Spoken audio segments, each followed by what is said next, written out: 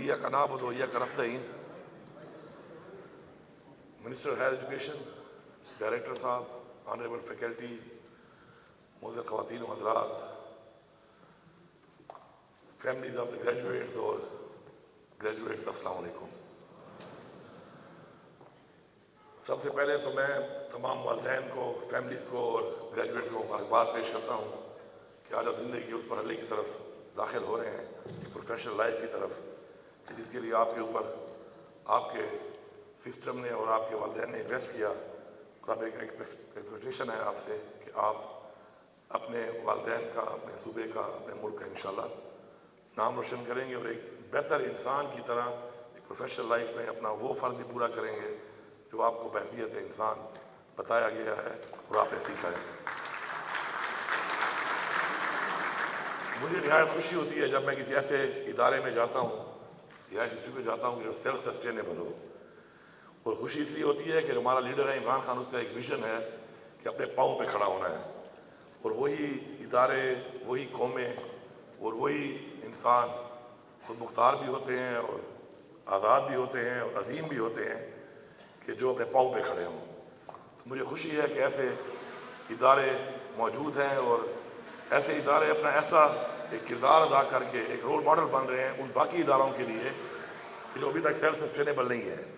تو انشاءاللہ ہمارا ایک پہلے دن سے ایک فوکس ہے گورنمنٹ کو ٹیک اوور کرنے کے بعد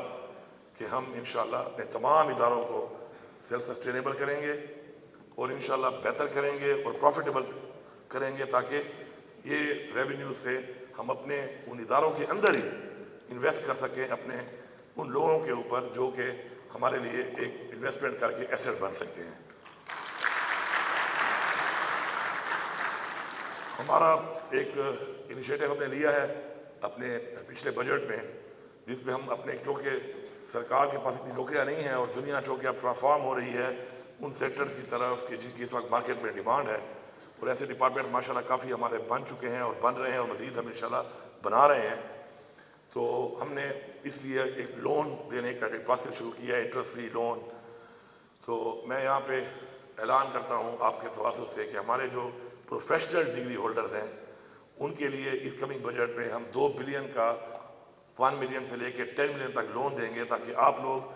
ایک ایسا اپنا ٹیکنالوجی کے ذریعے اور مارکیٹ بیسڈ ایسا کام اور کاروبار کریں کہ بجائے آپ جائیں کسی نوکری مانگنے تو آپ کو اپرچونیٹی دے گی آپ کی گورنمنٹ کہ آپ لوگوں کو نوکری کے مواقع فراہم کریں انشاءاللہ.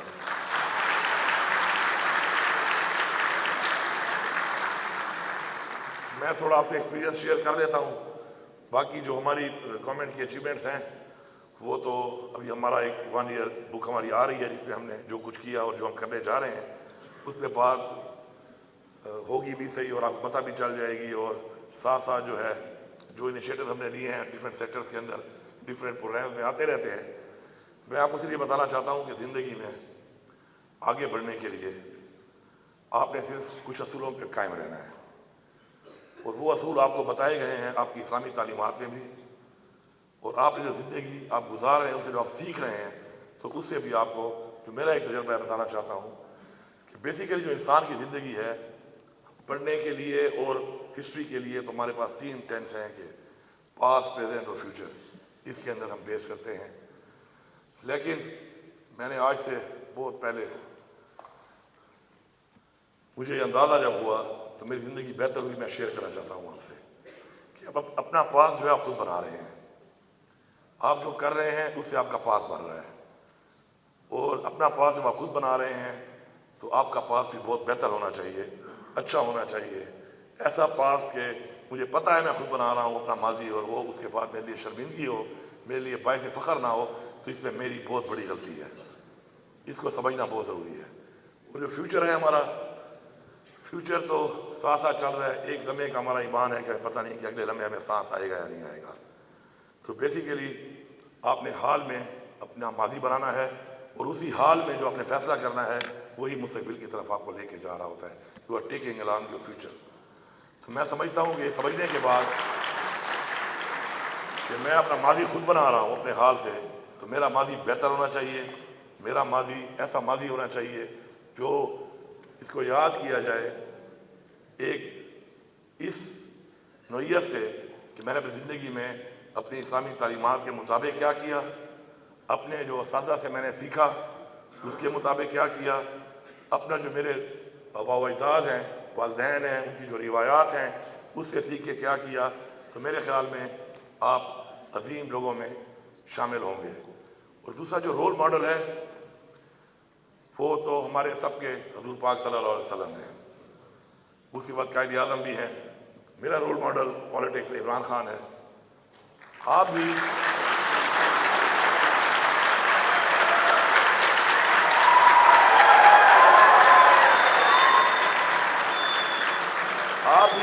کسی کے رول ماڈل بن سکتے ہیں،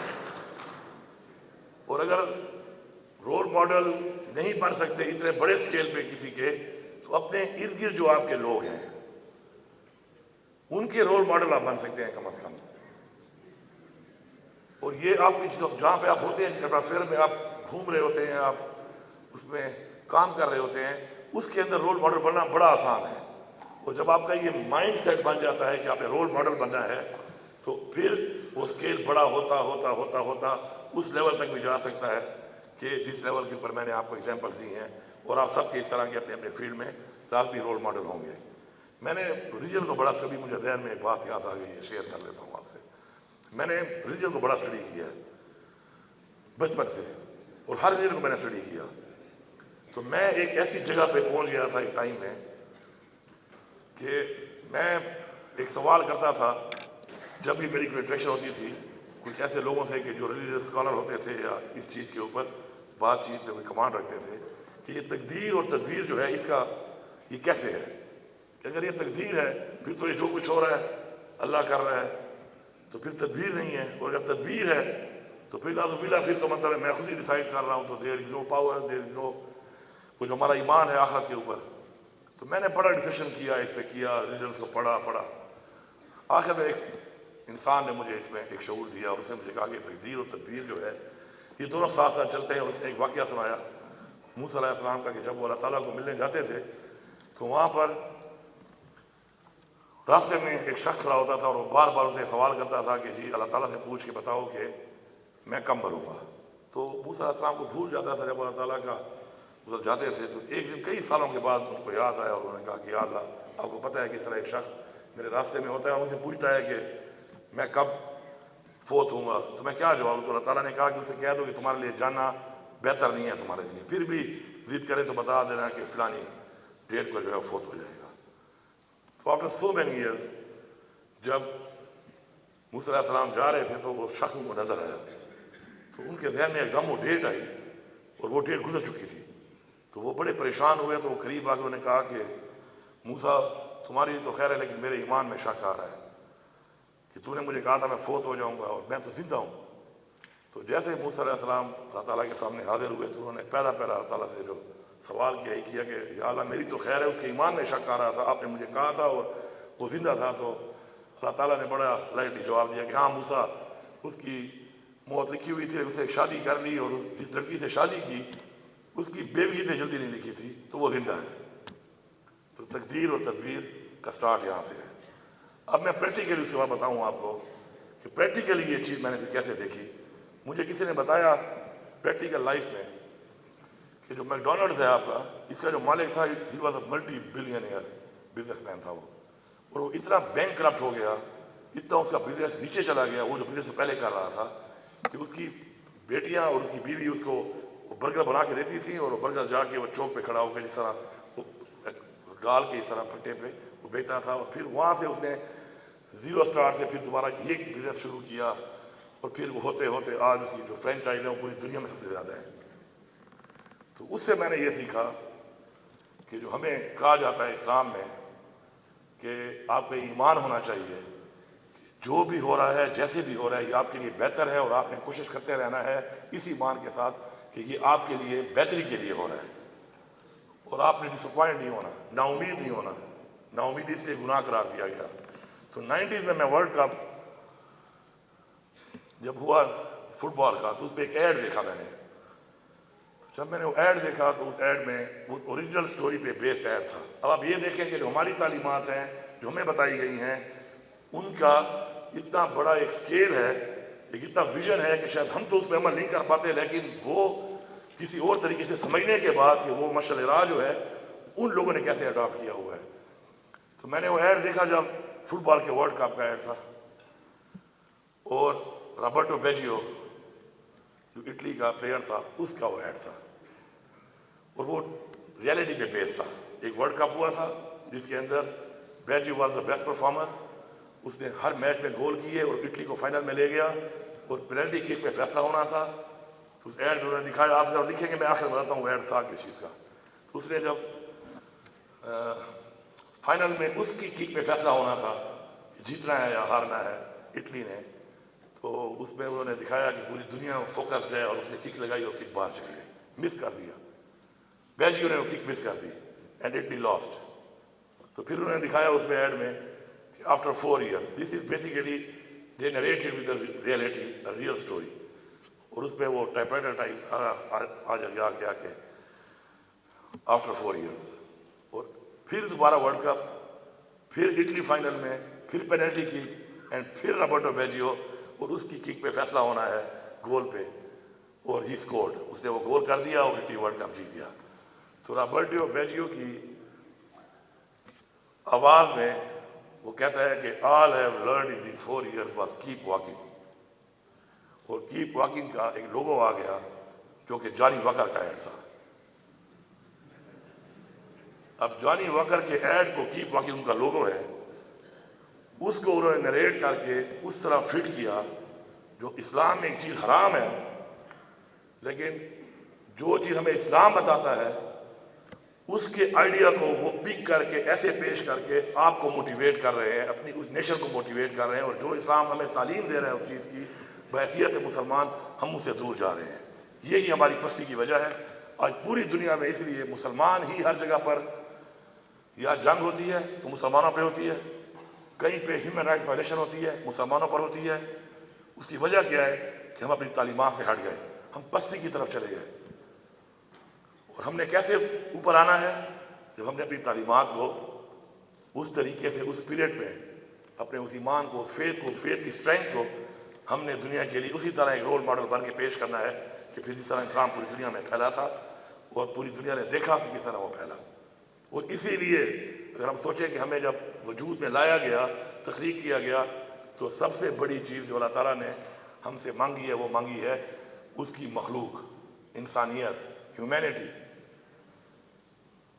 کہ تم نے اس کا خیال کرنا ہے، اپنے حقوق میں معاف کر دوں گا۔ تو اگر ہم نے عظیم انسان بننا ہے تو ہم نے سب سے پہلے انسانیت کا خیال کرنا ہے، اور وہی لوگ عظیم لوگ بنتے ہیں کہ جو کسی کامیابی پہ خوش ہوتے ہیں، کسی اور کے لیے کچھ کرنے کا جذبہ رکھتے ہیں،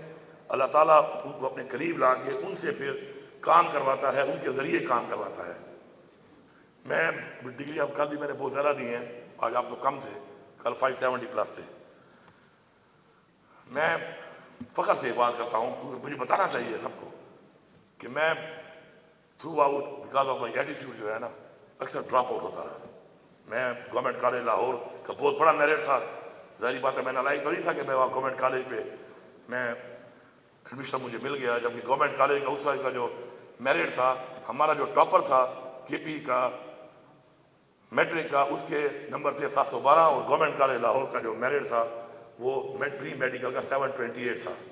مطلب ایون دا ٹاپر اگر کوٹا نہ ہو صوبے والا تو ایڈمیشن مل سکتا تھا۔ وہاں پہ انٹر پروونشل جھگڑا ہوا اور اس میں ایک بندہ فارغ ہوا، وہ میں تھا، ڈراپ آؤٹ۔ لڑائی شروع بھی میں نے نہیں کی تھی۔ پھر میں نیشنل کالج آف آرٹ میں چلا گیا، ادھر میرے ساتھ یہی ہوا، ایٹیٹیوڈ پرابلم۔ مجھے انہوں نے کہا تمہاری بڑی مہربانی ہے، you should leave. I left, I joined Pakistan school of fashion design, اس سوچ کے ساتھ کہ جو میرے ساتھ مسئلے آ رہے ہیں میں نے ان کو اب ان مسئلوں کو حل کرنا ہے۔ تو مجھے ڈراپ آؤٹ وہ نہیں کر پا رہے تھے کیونکہ میں اپنے پیپر اور اپنی چیزوں میں اتنی کمی نہیں چھوڑ رہا تھا کہ میں اب ڈراپ آؤٹ ہو جاؤں۔ ایٹیٹیوڈ ایشو، انہوں نے مجھے کہا کہ اپنے کیریئر شفٹ کر لیں آپ کسی اور کالج میں، جہاں جانا چاہتے ہیں آپ، ہم آپ کو سپورٹ کریں گے، اسکالرشپ دیں گے، لیکن یہاں سے نکلو، جہاں جاتے ہو جاؤ۔ تو میں نے بڑا سوچا، میرے چچا ہیں ایک ہی تو وہ یو ایس میں ہوتے ہیں، تو میں نے نیو یارک اسکول میں کیریئر شفٹ کر کے وہاں پہ ایڈمیشن لے لیا۔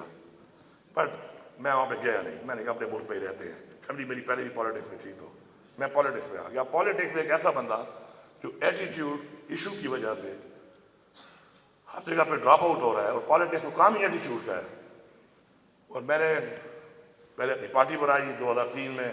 پھر میں نے 2007 میں عمران خان صاحب کو جوائن کیا. میں نے پہلا الیکشن 2013 میں لڑا, اور اس کے بعد الحمدللہ جو ذمہ داری الیکشن کے حوالے سے مجھے دی گئی 100% ماشاءاللہ اچیو ہوئی. چاہے میرے الیکشن کے حوالے سے تھی, چاہے وہ کشمیر کے الیکشن کے حوالے سے تھی, چاہے وہ گلگت بلتستان کے الیکشن کے حوالے سے تھی. اور انسان کوشش کر سکتا ہے,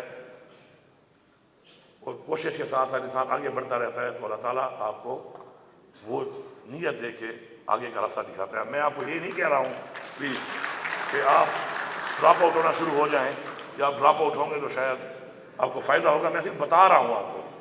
کہ آپ کا ایمان یہ ہے کہ آپ کے ساتھ جو بھی ہو رہا ہے, اگر اپنے فیتھ کے ساتھ, اپنے مقصد کے ساتھ یہ سوچ کے کہ شاید اس سے اللہ تعالیٰ میرے لیے کوئی اور بہتر فیصلہ کرنا چاہتا ہے, مجھ سے کوئی اور بہتر کام لینا چاہتا ہے, اور آپ کوشش کرتے رہیں, تو آپ ایک مقام پہ پہنچ جاتے ہیں. اب اللہ مجھ سے یہ کام کرانا چاہ رہا تھا کہ میں لوگوں کے لیے کام کروں, صوبے کے لیے کام کروں, پاکستان کے لیے کام کروں, لوگوں کے مسائل حل کروں. تو وہ ٹریک سے اٹھا کے اس نے مجھے, اور میں گورنمنٹ کالج لاہور میں یہی چیز کرنا چاہ رہا تھا. میرے جو سبجیکٹ تھے وہ اکنامکس تھے اور اسٹیٹس تھے. میرا پلان تھا کہ آگے جا کے میں MBA اس طرح کا کچھ چیز کروں گا. وہ دیکھیں ٹریک, اور اس کے بعد پھر نیشنل کالج آف آرٹس, پھر فیشن اسکول, اور پھر پالیٹکس. تو میں آپ کے توسط سے سب کو یہ کہنا چاہتا ہوں کہ کیپ واکنگ. یہ نہیں کہ آپ اللہ معاف کرے غلط کام شروع کر دیں. The concept of keep walking is کہ اپنے مقصد کے لیے آپ لگے رہیں, کوشش کرتے رہیں. میں آپ کو یقین دلاتا ہوں کہ اپنے رائٹ لیفٹ جتنے بھی آپ کامیاب لوگ آپ دیکھیں گے, وہ وہی لوگ ہوں گے جنہوں نے اپنا جو مقصد ہے اس سے ہٹے نہیں ہوں گے, اس مقصد کے لیے فالو کر رہے ہوں گے ان عظیم لوگوں کو, ان عظیم تعلیمات کو جو کہ اسلام میں دی گئیں, جو کہ ہمیں اپنے اجداد اور روایات میں دی گئیں, اور انہوں نے وہ اچیو کیا ہوگا کہ آپ اور ہم ان کو اپنا رول ماڈل بناتے ہیں. تو میری آپ سے یہ ریکویسٹ ہے,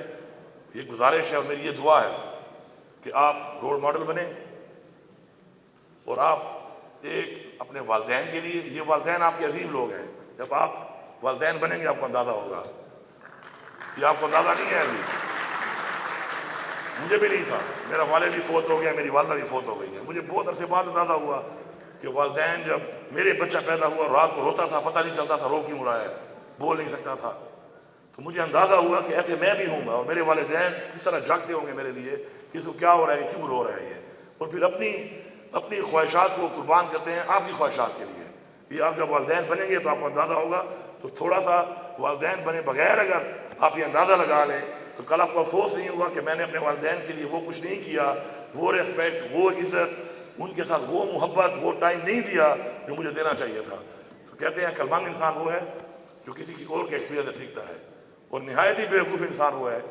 جو اپنے تجربے سے بھی نہ سیکھے. تو مجھے امید ہے کہ آپ وہی عظیم لوگ بنیں گے, اپنے والدین کے لیے بھی, صوبے کے لیے بھی,